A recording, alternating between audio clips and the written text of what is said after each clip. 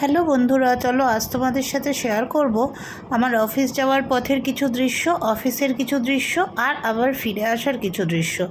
রোজই সকালবেলা সকালের কাজকর্মই শেয়ার করি তোমাদের সাথে, বা ফিরে এসে কি করি না করি সেগুলোই শেয়ার করি তোমাদের সাথে। কিন্তু আজকে ভাবলাম একটু অফিসে কি কাজ করছি না করছি, আর তারপরে অফিস থেকে ফিরে আসার রাস্তাটা, সন্ধেবেলার রাস্তা দুর্গাপুরের, তোমরা দেখতে ভালোবাসো। আর তোমাদেরকে অনেক অনেক ভালোবাসা যে তোমরা আমার রিসেন্ট ভিডিওগুলোতে অনেক অনেক ভালোবাসা দিচ্ছ, মানে রিলস ভিডিওগুলোতে, পোস্টগুলোতেও অনেক এনগেজমেন্ট আমার বেড়েছে। জানো তো, কারোর পেছনে দৌড়তে হয় না, স্টারের জন্যও দৌড়তে হয় না, বা নিজের এনগেজমেন্ট বাড়ানোর জন্যও দৌড়তে হয় না।